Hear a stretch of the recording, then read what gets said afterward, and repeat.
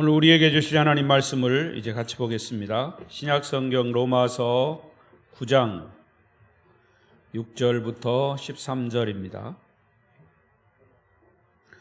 제가 가진 성경은 신약성경 251면입니다. 로마서 9장 6절부터 13절.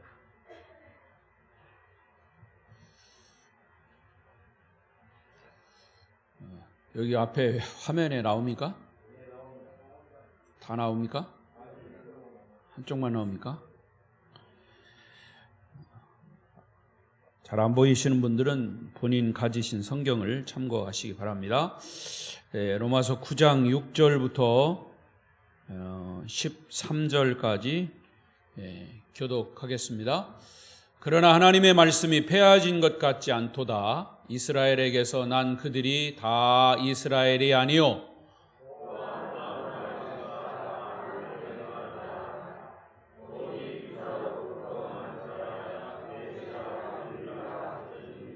곧 육신의 자녀가 하나님의 자녀가 아니요 오직 약속의 자녀가 씨로 여기심을 받느니라.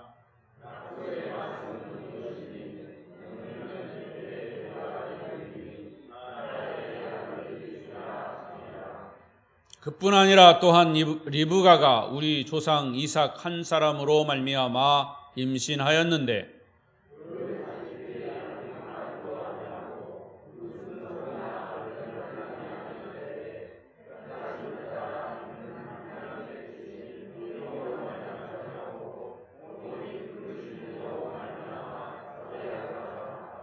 리브가에게 이르시되 큰 자가 어린 자를 섬기리라 하셨나니 기록된 바 내가 야곱은 사랑하고 에서는 미워하였다 하심과 같으니라. 아멘. 13절까지 보았습니다. 오늘 주시는 말씀에 큰 은혜가 있으시길 바랍니다. 우리 옆 사람과도 인사하십시다. 오늘도 만나서 반갑습니다. 잘 오셨습니다. 은혜 많이 받으세요. 감고사축 감사합니다. 고맙습니다. 사랑합니다. 축복합니다. 오늘도 예배 자리에 나오신 여러분을 환영하고 축복합니다. 그리고 비대면 영상으로 예배에 참여하시는 분들 가운데도 우리 주님의 은혜가 함께 하시기를 바랍니다. 오늘도 로마서의 말씀은 이제 계속 되겠습니다. 오늘 말씀의 주제는 나는 약속의 자녀인가 육신의 자녀인가. 시작. 나는 약속의 자녀인가 육신의 자녀인가. 여러분은 약속의 자녀입니까? 육신의 자녀입니까? 이 말씀의 대답은 여러분 이제 설교를 듣고 나서 또 스스로 해 보시기 바랍니다. 여러분 가장 기초적으로 아시는 거지만 성경은 하나님과 우리와의 약속의 책이에요. 그래서 구약, Old Testament, 옛 약속, 신약, New Testament, 새로운 약속. 근데 그 약속은 단 한 가지예요. 예수 그리스도 이 땅에 메시아를 하나님이 보내시겠다라고 하는 약속이에요. 그게 구약입니다. 그래서 구약은 메시아에 대한 이야기로 계속 되고 있어요. 이스라엘의 역사이지만 그 이스라엘 민족의 역사를 통해서 메시아를 탄생케 하는 역사예요. 그런데 그 메시아가 이 땅에 탄생을 하셨고 그가 하나님의 계획대로 인류를 위해서 십자가에서 죽고 다시 부활하셔서 지금은 승천하시고 하나님 보좌 우편에 앉아 계시다가 다시 이 땅에 재림하십니다. 이게 이제 신약이죠. 새로운 약속의 전개. 이 세계는 성경적인 눈으로 보면 또 우리가 성경을 믿는 사람들로라면 이 세계는 성경의 역사대로 흘러가는 것입니다. 다시 말하면 하나님의 역사대로 흘러가는 것이에요. 그 하나님의 역사 속에 우리가 이 땅에 태어나고 대한민국에 태어나고 여러분 각자 고향은 다 다르겠지만 거기서 태어나서 어쩌다가 여기 함께 교회, 아름다운 교회의 한 공동체가 되어 가족이 된 것입니다. 그래서 하나님의 역사의 수레바퀴 속에 나라고 하는 존재, 여러분이라고 하는 존재는 바로 여기 존재하는 거예요. 또 각자의 삶의 연수가 다 다르지만 그 연수 속에서 하나님은 내가 하나님을 믿는 하나님의 백성으로서, 자녀로서 그 역할을 작은 부분 감당하는 겁니다. 저는 저의 주어진 이 역할, 여러분은 여러분의 주어진 역할을 하나님의 자녀로서 감당하는 거예요. 할렐루야. 자, 그렇게 성경을 전체적으로 눈으로 보고 이제 그 하나님의 역사 속에 어떻게 성경이 전개되고 있는가, 아까 제가 말씀드린 대로 그 중심에 예수 그리스도 메시아가 있는 거예요.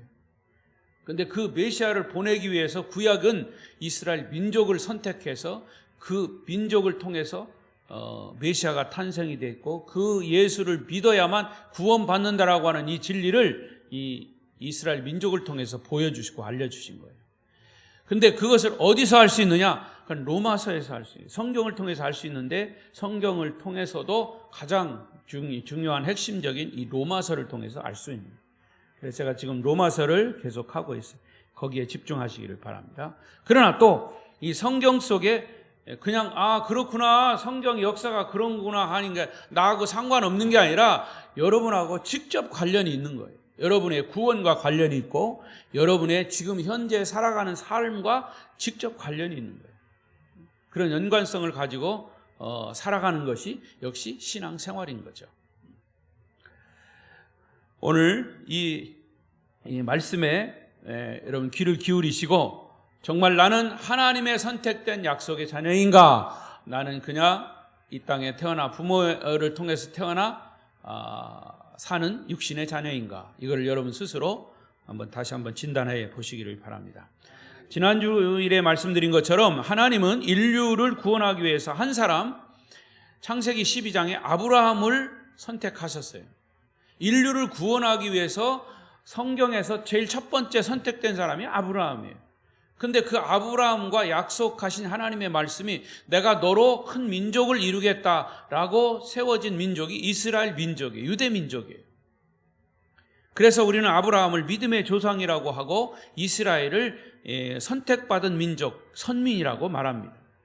근데 하나님은 아브라함에게 상상할 수 없는 큰 축복과 특권을 주셨어요. 8가지의 축복, 8가지의 특권인데 그 매일 마지막 8번째 특권이 최고의 절정의 축복인데 그게 바로 메시아 탄생이에요. 유대 민족을 통해서 이스라엘 메시아 탄생을 약속하신, 그러니까 그 이스라엘 민족은 참 선택되었고 축복을 받은 나라인데 축복을 받은 것만큼 그들에게는 그만큼 책임이 주어지는 거예요. 책임이 주어졌음에도 불구하고 메시아가 그 민족에게서 탄생이 됐음에도 불구하고 그들은 그 메시아를 십자가에 못 박아 죽였어요. 그런데 십자가에 못 박아 죽인 그것조차도 하나님의 깊은 섭리와 비밀이 거기에 있다고 말이에요. 우리는 그 비밀을 지금 계속 알고, 이미 알고 있는 사람도 있지만 알아가고 이 비밀을 바로 깨달아야 내 신앙이 바로 세워지는 거예요. 할렐루야. 이 유감스럽게도 이스라엘 백성들, 유대인들은 이 결정적인 순간에 메시아를 거부했단 말이죠. 메시아를 위해서 준비된 민족이 이 메시아 예수를 거부했고 배척했고 그를 십자가에 못 박아 죽였어요. 그럼에도 불구하고 이 로마서 9장 4절, 제가 8가지의 축복을 지난주일에 말씀드렸는데 하나님은 이 유대 민족에게 엄청난 이런 축복을 약속하셨고 그 약속은 지금도 유효합니다. 진행 중입니다. 자, 이렇게 메시아 때문에 많은 복을 받았음에도 메시아를 거부하고 죽였다면 과연 하나님의 이 약속은 파기된 것인가? 제가 지금 진행된다고 얘기했지만 오늘 성경 본문은 바로 그거에 대한 질문이에요. 이스라엘 민족이 메시아를 탄생해서 그 메시아를 통해서 많은 민족을 구원하게끔 했는데 그 메시아를 거부했다면 그러면 하나님의 약속이 파기된 거냐? 그거에 대한 질문이죠. 그런데 그 질문의 대답이 오늘 본문의 6절이에요. 6절을 읽어보십시다. 시작. 그러나 하나님의 말씀이 폐하여진 것 같지 않도다. 이스라엘에게서 난 그들이 다 이스라엘이 아니요. 일단 이 앞부분에서 뭐라고 그랬어요? 폐하여졌느냐? 이렇게 질문했을 때 아니다. 하나님의 말씀이 폐하여진 것 같지 않도다. 그런데 사실은요, 이 질문 속에, 이 6절 속에 네 가지의 질문이 이 9장 30절까지 쭉 나옵니다. 첫 번째 질문이 하나님의 약속이 폐해졌느냐? 숲으로 돌아갔느냐? 그 말이에요. 이 첫 번째 질문. 오늘은 첫 번째 질문에 대한 대답을 제가 설교를 통해서 할 거고요. 그리고 다음에는 14절에 나오는 하나님은 불의하신 분이냐? 그러면 하나님이 약속해놓고 약속을 폐기하셨으면 하나님이 거짓말하는 사람이냐? 이렇게 질문하는 거예요. 바울이 질문하는 거죠. 그 다음에 19절에서는 하나님이 불의하지 않으신다면 어찌 허물하시겠느냐? 이런 질문을 했어요. 하나님이 불의하신 분이 아니라면, 의로우신 분이라면 왜 이스라엘을 책망하느냐? 그런 뜻이에요. 그것이 이제 또 세 번째 질문이고, 네 번째 30절에 그런 질문이 있어요. 그것도 아니라면 그러면 우리가 무슨 말을 해야 하느냐? 무슨 말을 해야 되느냐? 무슨 말을 해야 합니까? 그거는 이제 바울이 대답해요. 좀 기다리세요. 자, 이와 같이 네 가지 질문을 다 종합해 보면 사도 바울은 이스라엘 민족이 왜 예수 메시아를 거부했는지에 대한 이유를 알고자 하는 강한 의지가 거기 달려 있습니다. 사실은 이게 바울이 질문하고 바울이 대답하는 거예요. 그런데 바울이 질문하는 그 질문 속에 우리의 질문도 있다는 거죠. 바울이 대답하는 그 대답 속에 우리가 그 대답을 통해서 그 하나님의 뜻을 알게 되는 거죠. 그러니까 여러분, 오늘은 이 첫 번째 질문입니다. 과연 이스라엘 민족이 예수를 십자가에 못 박아 죽였기 때문에 그 민족을 구원하시겠다고 하는 약속이 파기된 거냐?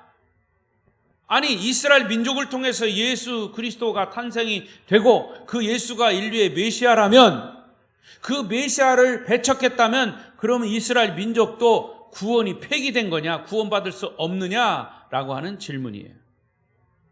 그런 질문에 6절의 앞부분에서 아니다. 그러나 하나님의 말씀이 폐하여진 것 같지 않다. 바울의 결론은 간단합니다. 이스라엘 민족이 구원받을 수 없는 것이 아니다. 하나님의 약속이 폐기됐다고 이스라엘 민족, 선택된 민족이 구원받지 못한 것은 아니다. 그 말이에요. 그렇습니다. 하나님은 약속을 잘못하시지도 않는 분이고 폐기하지도 않는 분이에요. 하나님은 진실하신 분이에요. 하나님은 신실하신 분이에요. 하나님은 실수가 없으신 분이에요. 그런데 우리가 볼 때는 하나님의 실수 속에도 하나님의 의도가 들어있더라고 말이에요. 하나님의 실패한 것처럼 보이는 것 같아도 아니에요. 그건 하나님의 실패가 아니라 하나님의 뜻이 그 속에 담겨져 있어요. 여러분, 부모님들이 자녀를 기를 때 어찌 보면 진짜는 숨기고 그냥 형식적으로 얘기할 때가 있어요. 근데 그게 실수가 아니고 거짓이 아니었어요. 이게 하나님이 그렇다고 말이에요. 그런데 여기 하나님의 실수가 무엇을 의미하느냐? 하나님이 실수하지 않으시고 실패하지 않으신다면 분명히 그 실수 속에 깊은 의도가 숨겨져 있을 것이다. 그것이 하나님의 비밀이에요. 이스라엘이 메시아를 거부한 것은 특별한 이유가 있는데 그 이유는 뭐냐? 이스라엘 민족만 구원하는 것이 아니라 예수를 유대인을 통해서 탄생케 하고 예수를 유대인을 구원하기 위한 그런 민족으로 세웠다면, 그러면 이스라엘 민족 구원은 따는 당상 아니야. 그러나 그 이스라엘 민족이 예수를 거부했다라고 하니, 왜 거부했느냐? 그러면 하나님의 약속한 것이 그게 실수냐? 아니다 그 말이에요. 그것이 하나님의 비밀인데, 놀랍게도요, 그 이스라엘 민족이 예수를 거부한 것은 이스라엘 민족만 구원받게 하기 위한 것이 아니라 그 이스라엘 민족, 유대 민족을 뛰어넘어서 저와 여러분인 이방 민족을 구원하기 위해서 이스라엘 민족이 예수를 거부했다는 것이죠. 깨달아지면 아멘. 예. 아마 잘 안 깨달아지는 것 같아서 아멘 소리가 안 나오는 것 같아요. 하나님의 실수요. 그런데 하나님의 실수가 아니라 저와 여러분을 구원하긴 이방인을 구원하기 위한 하나님의 의도가 그 하나님의 비밀 속에 들어있더라 그 말이에요. 여러분, 우리가 예수 믿고 나서요, 예수를 열심히 믿고 봉사하고 헌신하는데도 하나님이 예수 잘 믿는 사람들은 뭐 축복을 하셔야 당연해요. 그런데 예수를 잘 믿는데도 우리에게 고통이 오고 고난이 와요. 근데 그것을 깊이 묵상해 보면 그 고난과 고통은 하나님이 실패한 것이 아니고 하나님의 저주가 아니더라고요. 그 하나님의 깊은 의도와 섭리가 그 속에 있더라 그 말이에요. 그런 고난과 역경과 고통을 통해서 하나님은 우리의 믿음을 성장시키고 우리의 믿음을 더 성숙하게 만들고 우리가 더 하나님을 가까이 하게끔 하시더라 그 말이에요. 이 코로나도 그래요, 여러분. 넓은 의미에서 보면 여러분 개개인이 다 좀 다르겠지만 이게 참 힘들어요. 고통스러워요. 예배하는 것도 어떻게 보면 정말 불편하고 부자연스러워.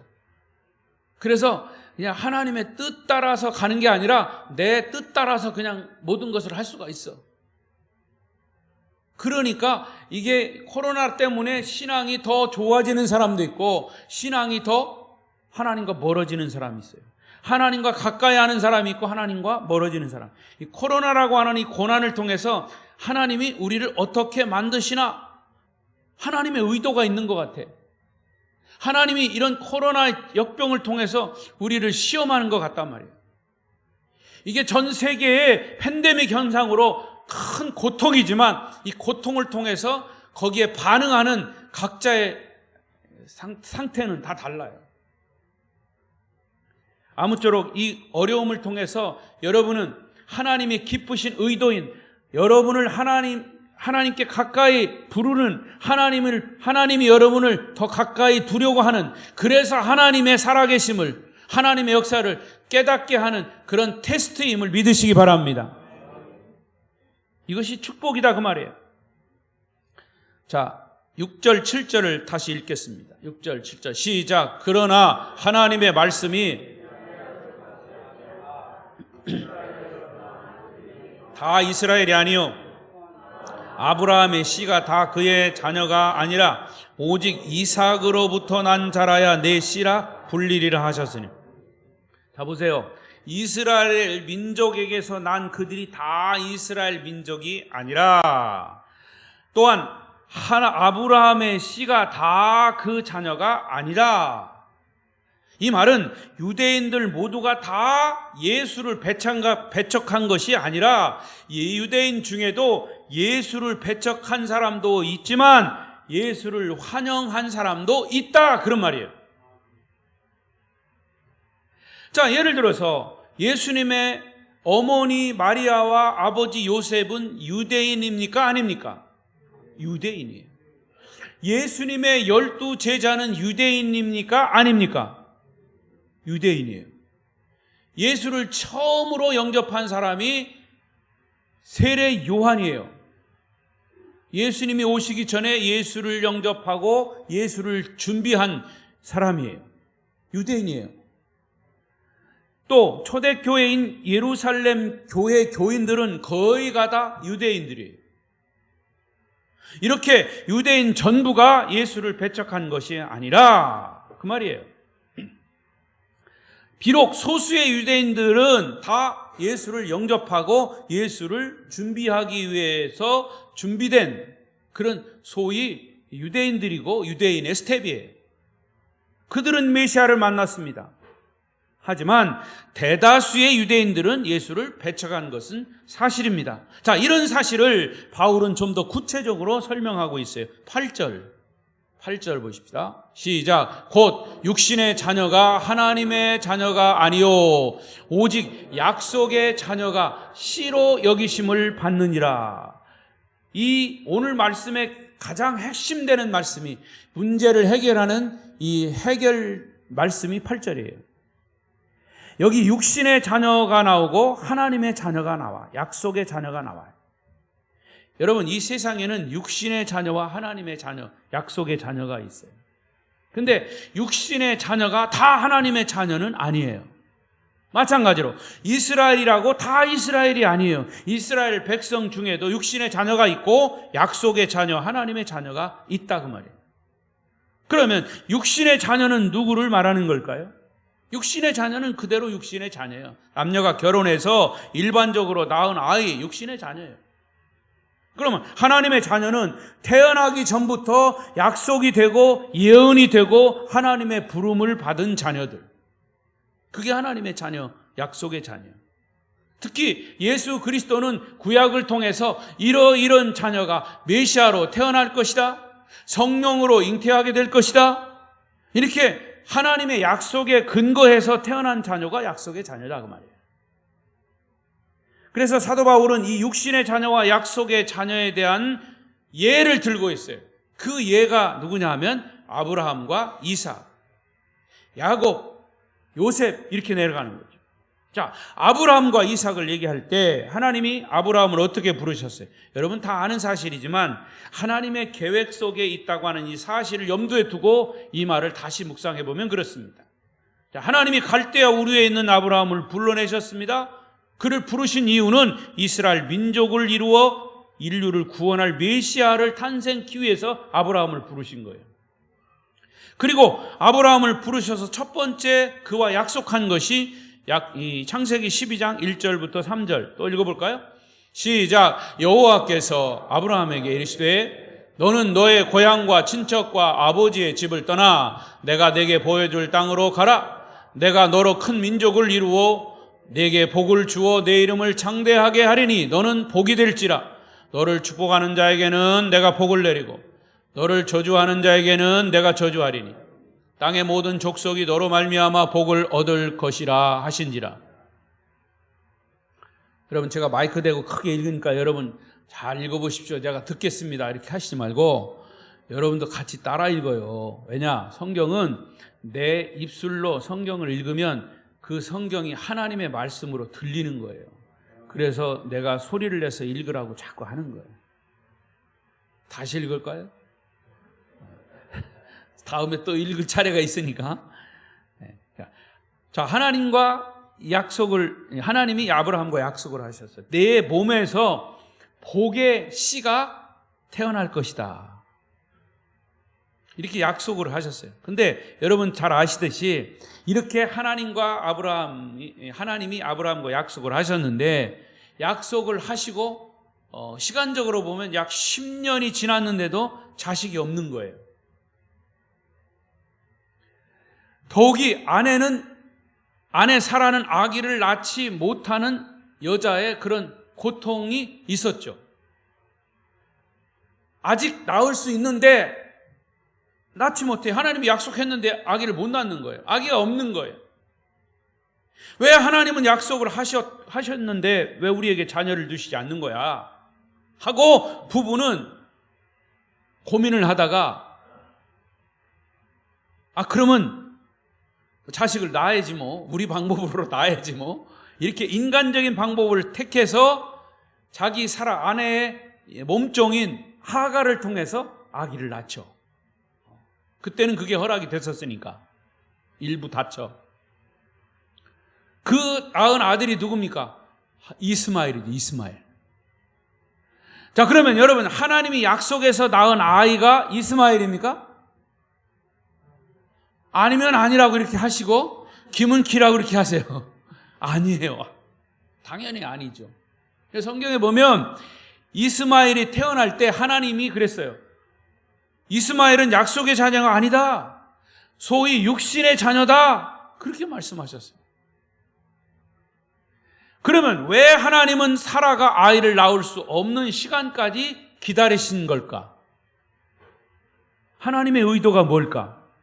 그것은 아브라함과 사라가 인간적으로 낳을 수 있을 때 낳으면 나중에 딴소리 한다고. 아니 내가 낳지 않습니까? 이렇게 얘기할 수 있을 것 같으니까 하나님이 기다리는 거예요. 그 기다리는 시간이 몇 년이냐? 25년이. 소위 사라의 경수가, 아기를 낳을 수 없는 그 경수가 끊어질 때까지 하나님 기다리신 거예요. 근데 사실은 아브라함과 사라는 이걸 모르는 거죠. 못 깨달으신 거예요. 그냥 성질 급하니까 그냥 낳았는데 그 낳은 아들이 이스마엘이에요. 이스마엘은 하나님의 약속의 자녀가 아니다, 이렇게 하신 거예요. 25년 동안 하나님의 약속을 그럼에도 불구하고 믿고 기다리게 하신 거죠. 자, 여러분 다른 질문일 수 있어요. 여러분 천국이 있음을 믿습니까? 다시 물어요. 천국이 있음을 믿습니까? 그럼 언제까지 믿어야 돼요? 성경의 주장대로라면 천국이 이 땅에서도 있다. 예수와 함께 있는 곳이 천국이다.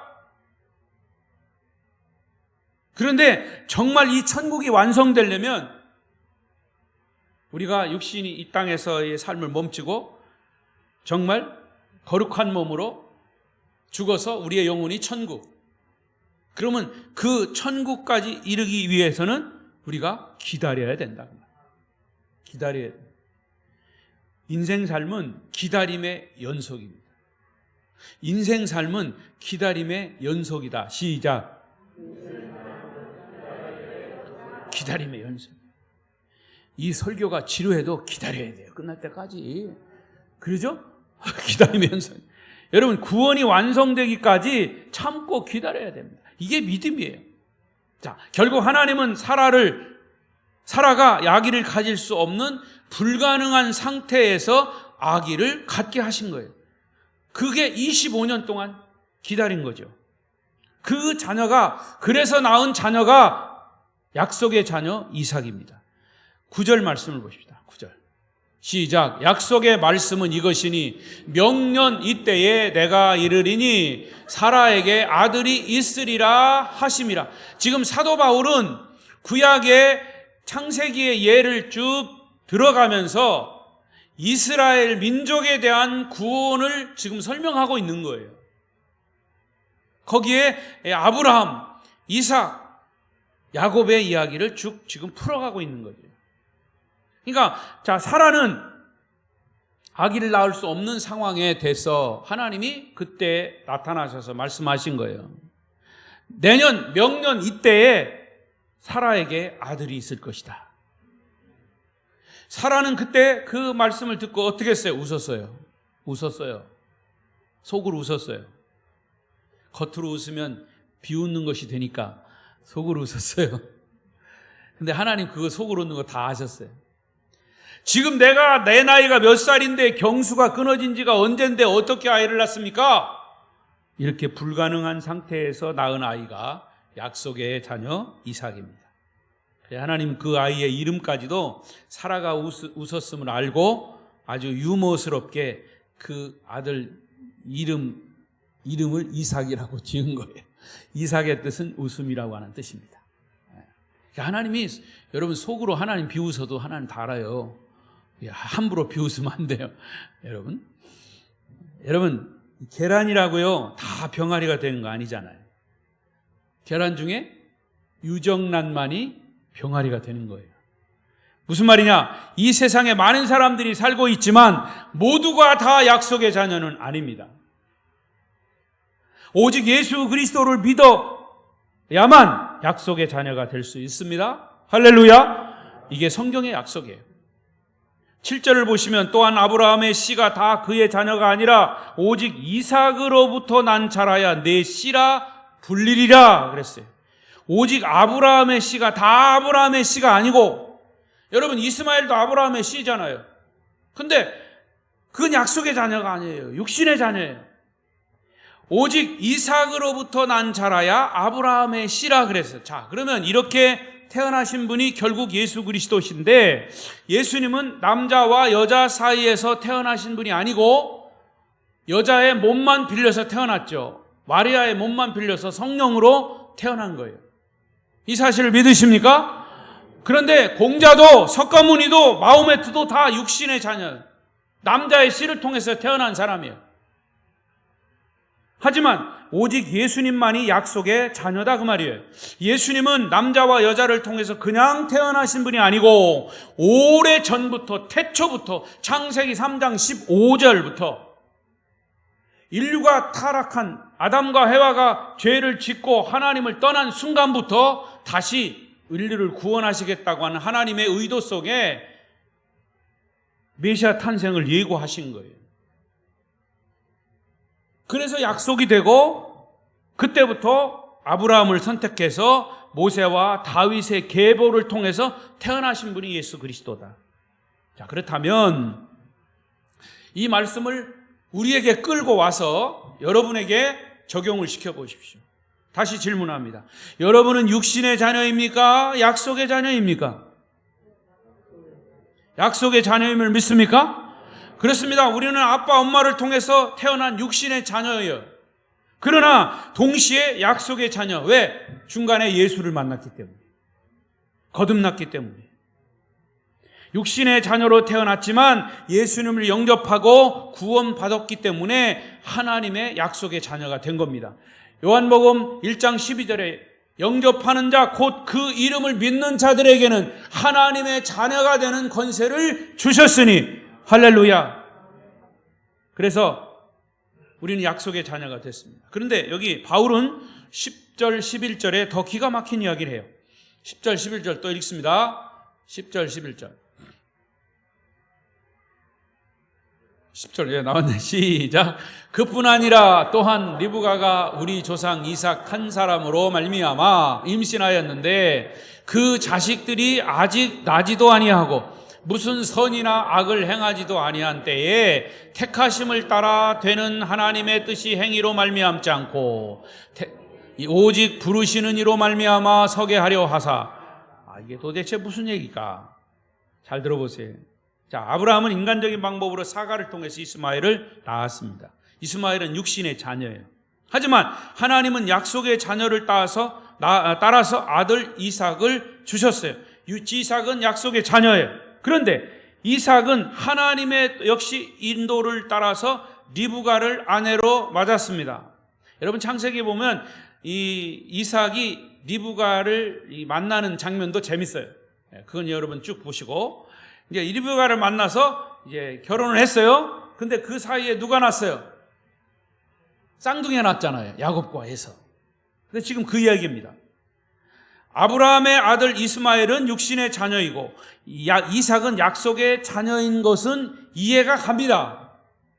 그런데 사실은 여기서 말씀하는 이 10절 11절에서 바울이 얘기하는 이 이야기는 아직 이삭과 리브가에게서 태어나지도 않은 그 자녀를 하나님이 선택했다라고 하는 것은 이건 이해가 되지 않지 않습니까? 똑같이 쌍둥이, 그것도 형 에서, 동생 야곱, 아직도 태어나지도 않은 상태에서 쌍둥이가 있는데 그 쌍둥이도 이스라엘 전통, 유대인들의 전통에 의하면 큰아들이, 장자가 대를 이어야 마땅한 거예요. 그런데 하나님은 큰아들이 아닌 야곱을 선택했다고 말해요. 이게 좀 이해가 되지 않지 않냐. 물론 우리가 결론을 다 알고 있지만 말이죠. 그러면 왜 하나님은 동생 야곱을 약속의 자녀로 선택했느냐? 여러분, 그건 멀리 갈 것 없어요. 저와 여러분을 보세요. 사실 우리는 예수를 믿을 만한 자격이 없는 사람들이에요. 지성이나 도덕이나 윤리로 그냥 위장을 해가지고 그럴듯하게 보일지 몰라도 우리는 야곱보다 더 나은 것이 없는 사람들이에요. 사실 야곱은 누굽니까? 야곱은요, 거기까지 내가 차차 설명할게. 과연 우리가 예수 믿을 만한 자격이 있어서 하나님의 선택받은 약속의 자녀가 되었느냐? 그럼에도 불구하고 우리를 약속의 자녀로 선택받은 것은 오직 하나님의 사랑과 은혜와 깊으신 섭리 때문인 것을 믿습니다. 그러니까 11절 말씀대로 하나님은 야곱과 에서가 아직 태어나지 않았는데 이미 야곱을 선택했어요. 세상에 아직 나오지도 않았는데 무슨 선한 일이나 악한 일을 하기도 전에 이미 선택하신 것은, 이것은 하나님의 로드십, 주권적인 선택이라고 말해요. 여러분은 예수 믿은 지가 얼마나 되십니까? 사실은 여러분도 이미 태어나기 전에 하나님이 선택하셨음을 우리는 믿습니다. 제가 어떤 교리를 얘기하는 게 아니에요. 성경에 근거한 것을 얘기하는 거예요. 창세 전부터 하나님은 우리를 사랑하시기로 결정하신 거예요. 이게 하나님의 놀라운 특권이에요. 이게 하나님의 주권적인 선택이에요. 그래서 11절의 마지막 부분에 보면, 여기 마지막 11절 끝에 시작. 오직 부르시는 이로 말미암아 서게 하려 하사. 내가 선택되고 싶어도 선택 안 될 수도 있다는 거예요. 부르시는 이, 종 치는 사람이 몇 번 치느냐는 종 치는 사람 마음이라고 그랬어요. 부르시는 이의 마음이에요. 이게 주권적 선택이라고 말해요. 하나님의 목적과 이유 때문에 우리는 선택된 것입니다. 이것이 바로 약속의 자녀라고 말해요. 할렐루야! 하나님의 주권적 선택을 조금 이해하기 쉽게 말한다면 바로 이런 얘기예요. 여러분, 제가 대통령 선거를 이제 내년에 있습니다만은 우리나라 역사상 쭉 보면, 뭐 다른 역사도 마찬가지예요. 이 권력을 잡은 자가 독재를 하는 것이 나쁘다고 생각합니까? 좋다고 생각합니까? 잘 대답하셔야 합니다. 독재를 하는 것이 나쁜 거냐, 좋은 거냐? 근데 꼭 나쁜 것만은 아니에요. 왜? 독재하는 리더가 좋은 사람이면 그 독재도 좋게 나타나는 거예요. 대개 독재하는 사람들이 나쁘게 독재를 해가지고 역사상 문제가 됐지, 독재를 해도 좋은 독재자는 좋게 결과가 나타나는 거예요. 만약에 리더가 아주 악한 독재자라면 악하게 나타나는 거예요. 국민들이 힘든 거예요. 괴로운 거예요. 자, 멀리 갈 것 없이 가까이서 이 세상에 우리를 낳아주신 부모님들처럼 독재자나 강요자가 어디 있어요? 우리가 태어나면서부터 먹는 거, 입는 거, 자는 거, 잘못하면 회초리로 때리고, 부모 마음에 안 들으면 뭐 꾸중하시는 게 다반사였어요. 이게 사실은 생각해보면 부모의 독재예요. 근데 무슨 독재다? 선한 독재, 사랑의 독재. 누가 이 부모를 정말 독재자요, 나쁜 독재자요, 나쁜 강요자라고 할 수 있겠습니까? 만약 우리 부모님들의 선한 독재가, 선한 강요가 아니었다면 우리가 이렇게 아름답게 성장하지 못했을 것이에요. 우리는 나중에 결혼하고 아이를 낳은 후에야 비로소 부모님의 그런 선한 모습이 독재가 아니라 사랑이었다고 하는, 사랑의 독재자였다고 하는 것을 깨닫게 되는 거죠. 하나님은 우리와 의논하지도 않으시고 당신의 독생자를 아낌없이 죽게 하셔서, 십자가에 못 박아 죽게 하시고 부활케 하셔서 우리를 구원해 주신 거예요. 여러분이 예수 믿고 구원받으신 것은 얼마 되지 않지만 하나님은 태초부터 우리를 구원하시기로 계획하시고 약속하셨기 때문에 우리는 약속의 자녀가 된 줄로 믿습니다.